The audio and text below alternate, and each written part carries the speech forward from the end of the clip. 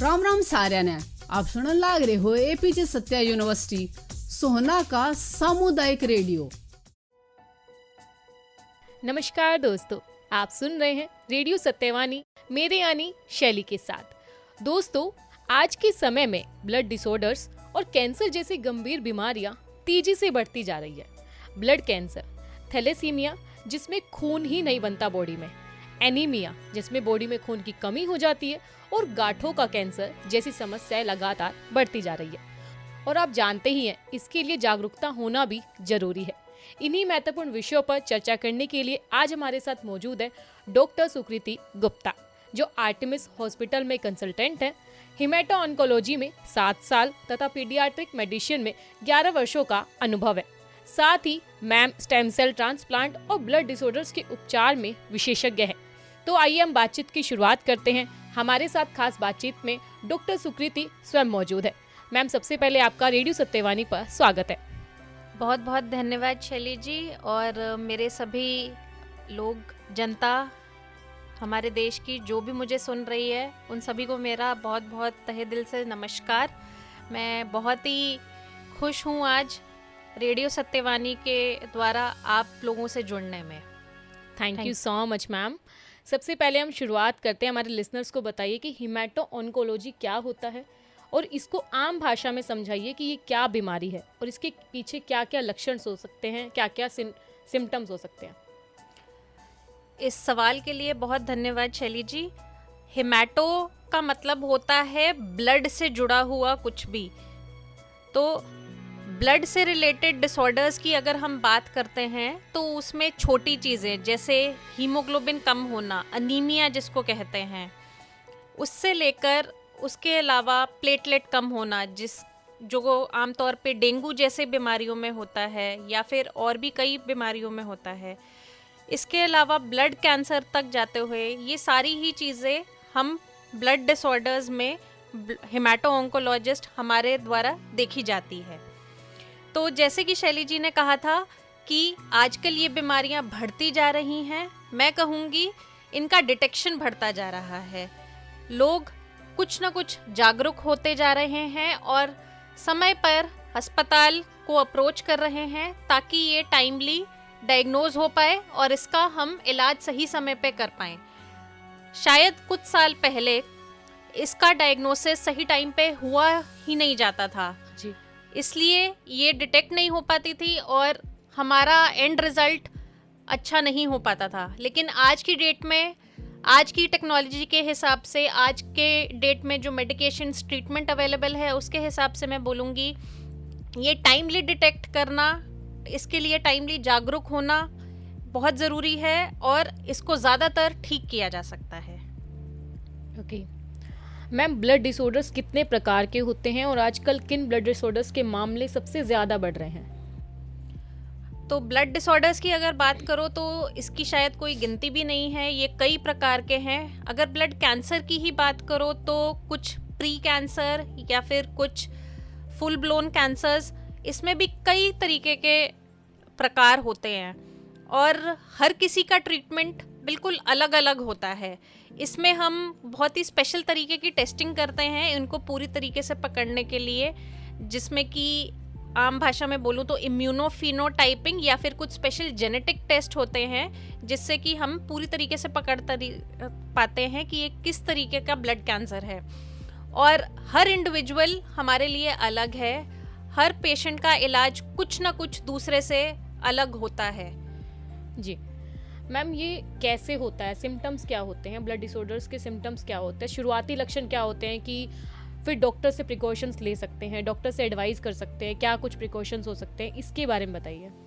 सबसे पहले तो मैं बताना चाहूँगी कि कोई स्पेसिफिक प्रिकॉशंस हम ज़्यादातर इसमें नहीं बता पाते।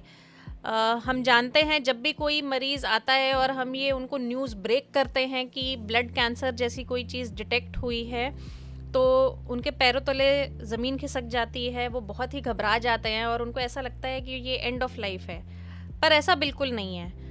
हाँ, हमारे को कुछ प्रिकॉशंस बताना मुश्किल है क्योंकि ये ऐसा रोग नहीं है जो तंबाकू, बीड़ी, शराब के सेवन से होता हो, या फिर ये उस तरह का जेनेटिक रोग भी नहीं है जो फैमिली से आता हो। जी, ये कुछ स्पॉन्टेनियस जेनेटिक चेंजेस हमारी बॉडी में होते हैं। क्यों होते हैं, इसका जवाब भी हमारे पास पूरी तरह से उपलब्ध नहीं है। तो ज़्यादातर में हमें जो ध्यान रखना है वो है अर्ली डिटेक्शन। लक्षण जो आपने पूछा, ये हमें ध्यान रखना बहुत ज़रूरी है, और इससे हम टाइमली डिटेक्ट करके ज़्यादातर लोगों को क्योर कर सकते हैं और उनकी ज़िंदगी बेहतरीन बना सकते हैं। इसलिए अर्ली डायग्नोसिस के लिए लक्षण जो जानने ज़रूरी हैं, उसके लिए है लंबा बुखार जो कि अनएक्सप्लेन्ड हो, कोई इन्फेक्शन समझ में नहीं आया हो, 2 हफ्ते से ज़्यादा कोई ऐसा बुखार चल रहा हो, वज़न कम होना, भूख नहीं लगना, उसके अलावा शरीर में कुछ गांठ हो जाना जो कि पेनलेस तरीके से बढ़ती चली जाए, उसके अलावा लंबा खांसी होना, ये सारे ही लक्षण हमें बहुत ही ध्यान में रखने चाहिए। अगर रेगुलर फिजिशियन से सही तरीके से कुछ लाभ नहीं समझ में आ रहा हो, ब्लड रिपोर्ट्स में वाइट सेल्स कुछ ऐसे चेंजेस आ रहे हों, तो ज़रूर हमारे को एक हेमाटोलॉजी स्पेशलिस्ट से कंसल्ट करना चाहिए ताकि हम टाइमली इसको डिटेक्ट करके क्योर कर पाए। ये बीमारियां बढ़ रही हैं, तो आज के टाइम में क्या सिचुएशन है? मतलब अगर हम पहले के टाइम की बात करें और आज के टाइम की बात करें तो पेशेंट्स कितने बढ़ रहे हैं? देखिए, पहले जो है मरीज़ काफ़ी आते थे पहले भी, लेकिन वो इस सिचुएशन में आते थे कि बहुत ही ज़्यादा इन्फेक्शन है और वो उनको आईसीयू की ज़रूरत है, और ज़्यादातर जैसा हमारा इलाज कीमोथेरेपी के रूप में होता है तो वो उसको झेलने के लायक कंडीशन में मुश्किल हो जाता था। लेकिन आज की डेट में भी मरीज़ हमारे पास कुछ ना कुछ ज़्यादा आ रहे हैं। लगा लो पहले के कंपैरिजन में शायद 1.5 गुना मरीज़ बढ़ गए हों, लेकिन उसके अलावा जो है अच्छी बात ये है कि लोग टाइमली ज़्यादा आ पा रहे हैं हमारे पास, और हम उसको डिटेक्ट करके टाइमली ट्रीटमेंट करके क्योर ज़्यादातर लोगों को कर पा रहे हैं। अगर मैं कुल मिला के बात करूँ नंबर्स में, तो लगभग आज के दिन पे हम 2/3 लोगों को थोड़ा क्योर कर पाते हैं। हालांकि मैं दोबारा यही बोलना चाहूँगी, type of blood cancer, as, ये सारी चीज़ें उसमें मैटर करती हैं, उसका जेनेटिक्स क्या है, तो हर इंडिविजुअल डिफरेंट है। बट हाँ, कुल मिला के ज़्यादातर कैंसर्स, ब्लड कैंसर्स क्योरेबल हैं। इसमें हमें अपनी डाइट का भी ख्याल रखना होगा, जैसे हमें खाने पीने में क्या चीज़ ऐड ऑन करनी चाहिए और क्या चीज़ हमें अवॉइड करनी चाहिए। जैसे कि मैंने बताया, तंबाकू, बीड़ी, इसका कोई इसमें स्पेसिफिक रोल नहीं है, तो इसी तरीके से खाने का भी कोई बहुत स्पेसिफिक रोल नहीं है ब्लड कैंसर के केस में।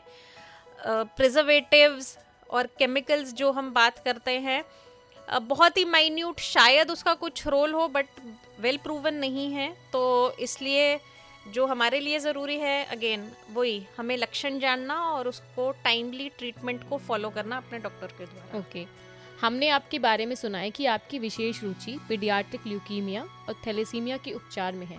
ये बीमारियां अक्सर बच्चों और बुजुर्गों में क्यों देखी जाती है?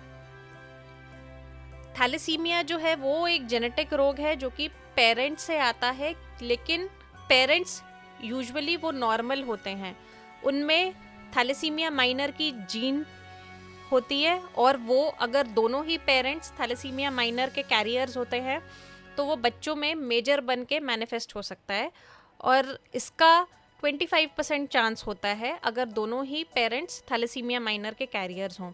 थैलेसीमिया एक ब्लड कैंसर नहीं है, लेकिन ये एक ऐसा जेनेटिक रोग है जो काफ़ी ख़राब तरीके से बिहेव करता है। इसमें हर 2 या 4 हफ्तों के अंदर मरीज़ को रेगुलर ब्लड ट्रांसफ्यूजन करना पड़ता है। वो बाहर के ब्लड पे डिपेंडेंट होते हैं क्योंकि उनका ब्लड ठीक तरीके से नहीं बन पाता, और इसका डेफिनेट क्योर केवल बोन मैरो ट्रांसप्लांट के द्वारा है आज की डेट में जी। इसलिए ये एक प्रिवेंटेबल डिजीज़ है थैलेसीमिया जो मैं बात करूँगी, अनलाइक अदर ब्लड कैंसर्स। इसलिए इसमें पेरेंट्स का टेस्टिंग टाइमली ज़रूर हो जाना चाहिए, इससे पहले कि वो बच्चा प्लान करें, और पेरेंट्स की टेस्टिंग के बाद हम आगे बच्चा जब पेट में है उसी समय उसकी जेनेटिक टेस्टिंग करके टाइमली डिटेक्ट कर सकते हैं और उसको आगे प्रेगनेंसी को टर्मिनेट करके टाइमली मैनेज कर सकते हैं।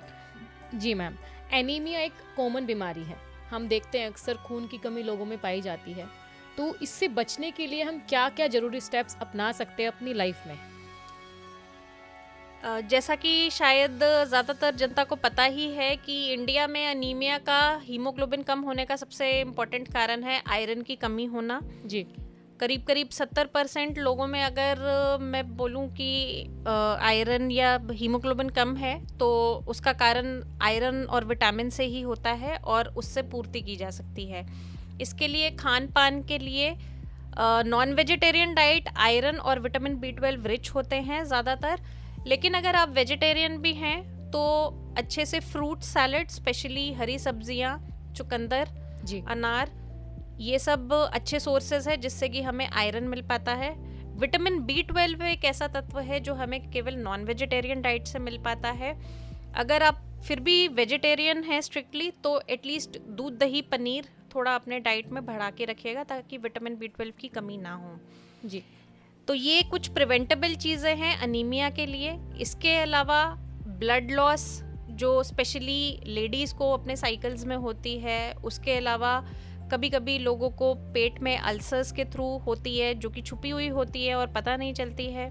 इसका हमें थोड़ा ध्यान रखना चाहिए। अगर हमें हीमोग्लोबिन कम है और कारण साफ साफ नहीं समझ में आ रहा है तो इसके अलावा डॉक्टर को ज़रूर कंसल्ट करना चाहिए ताकि आगे टेस्टिंग करके उसका कारण पकड़ पाए। जी। सिर्फ हम अंधाधुन आयरन विटामिन लेके सारे हीमोग्लोबिन कम को ठीक नहीं कर सकते, ये जानना ज़रूरी है।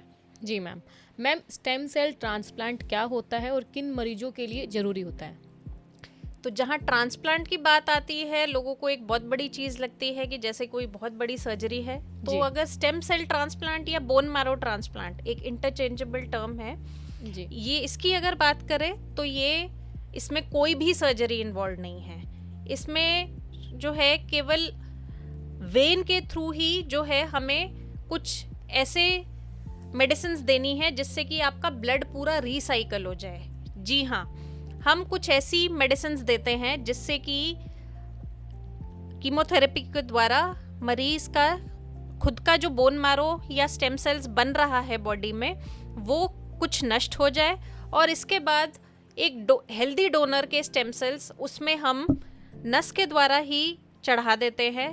जैसे कि ब्लड ट्रांसफ्यूजन किया जाता है बिल्कुल वैसे ही वो हम नस के द्वारा चढ़ाने के बाद उसी स्टेम सेल्स को जो है बोन मैरो में जाके वो अपना फ्रेश सेल्स बनाते हैं। जी। और इससे कि मरीज का स्टेम सेल फॉर्मेशन पूरा रिसाइकल हो जाता है और वो ब्लड कैंसर जैसी और थैलेसीमिया जैसी खराब बीमारियों से मुक्त हो सकते हैं। जी ma'am. Ma'am, bone marrow donation से अक्सर लोग डरते हैं, ऐसा क्यों? मैं बताना चाहूँगी, डोनेशन से डेफिनेटली इंडिया में बहुत लोग डरते हैं कि जैसे कोई बहुत ही बड़ा प्रोसीजर है। ये बिल्कुल भी किडनी या लिवर ट्रांसप्लांट की तरह कोई भी ऑपरेटिव प्रोसीजर नहीं है। ये लगभग वैसा ही प्रोसीजर है जैसा कि हम प्लाज्मा डोनेशन या ब्लड डोनेशन की बात करते हैं। एक मोटी वेन में आपको कैथेटर डाल के जो है हमें तेज़ी से आपके स्टेम सेल्स कलेक्ट करने होते हैं। आपको कुछ स्टेम सेल बूस्टर के इंजेक्शंस देते हैं छोटे छोटे स्किन में। उसके बाद 3-4 दिन के बाद ये स्टेम सेल कलेक्शन होता है एक मोटी वेन से। जी। और ये वेन से ही कलेक्ट होके स्टेम सेल फिल्टर करके बाकी ब्लड आपको रिटर्न कर दिया जाता है डोनर को। तो इससे ना तो खून की कमी के कोई ज़्यादा रिस्क है और इसके अलावा भी डोनर बिल्कुल सेफ है इसमें। अगर डोनर को बहुत ही ज़्यादा कुछ किडनी की बीमारी या लिवर की बीमारी या ऐसी कोई बीमारी है तो हम अवॉइड करते हैं। बट अदरवाइज अगर आप फिट हैं, अगर शुगर बीपी जैसी बीमारियां हैं भी तो वो भी एक लेवल पे कंट्रोल करके आप बहुत इजीली एक स्टेम सेल डोनर बन सकते हैं और इसमें कोई आपत्ति नहीं होगी आपको। ब्लड हेल्थ को बेहतर रखने के लिए लोग कौन कौन सी सावधानियां बरत सकते हैं? एक रेगुलर बेसिस पे बोला जाए तो हाँ, मैं वही बोलूँगी, डाइट थोड़ी न्यूट्रिशियस ज़रूर होनी चाहिए। जैसा कि मैंने बताया, फल फ्रूट, हरी सब्जियाँ, जी। सलाद। उसके अलावा विटामिन B12 के लिए अगर आप वेजिटेरियन हैं तो दूध, दही, पनीर का ज़रूर ध्यान रखिए और नॉन वेजिटेरियन डाइट में तो आपको ये डेफिनेटली मिलेगा। इसके अलावा स्मोकिंग ना करना, क्योंकि स्मोकिंग से हीमोग्लोबिन जो बढ़ जाता है वो एक तरीके की पॉइजनिंग है और वो गाढ़ा खून आपके शरीर को नुकसान पहुंचा सकता है। उसके अलावा बहुत कुछ स्पेसिफिक नहीं है। जो भी ब्लड के डिसऑर्डर्स है टाइमली कंसल्ट कीजिए और आप ज़रूर देखा जाएगा और ज़्यादातर ज़रूर ठीक किए जाएंगे। Thank you so much ma'am. तो दोस्तों, आपने हमारी खास बातचीत सुनी डॉक्टर सुकृति गुप्ता के साथ। डॉक्टर ने हमें ब्लड कैंसर, थैलेसीमिया और एनीमिया के बारे में महत्वपूर्ण जानकारियाँ दी है। मैम ने बताया कि कैसे इन बीमारियों के लिए आपको जागरूक रहना होगा, और खासकर थैलेसीमिया के बारे में मैम ने बताया कि यह बीमारी जेनेटिक होती है। और एक खास बात, लोग आजकल डिटेक्ट करने में ज़्यादा विश्वास रखते हैं, यानी कि लोग अब अवेयर हो रहे हैं, लापरवाही कम कर रहे हैं। तो ऐसे में ज़रूरी है कि समय समय पर डॉक्टर्स के पास जाएं और अपना इलाज समय पर लें। और हम आपके लिए तमाम जानकारियाँ लेकर आएंगे फिर एक किसी नए प्रोग्राम के साथ। ऐसे ही आप बने रहिए और सुनते रहिए सत्यवाणी रेडियो 88.4 मेगाहर्ट्ज पर, मेरे यानी आरजे शैली के साथ। आप स्वस्थ रहे, खुश रहे और अपनी सेहत का खास ध्यान रखें। नमस्कार, धन्यवाद। तू शाही है, परवाज है काम तेरा, तेरे सामने आसमां और भी हैं। इसी रोज व शब में उलझ कर न रह जा, कि तेरे ज़मां को मकां और भी हैं। गए दिन की तन्हा था मैं अंजुमन में, यहाँ अब मेरे राज़दां और भी हैं। राम राम सार्या ने, आप सुनने लाग रहे हो एपीजे सत्या यूनिवर्सिटी सोहना का सामुदायिक रेडियो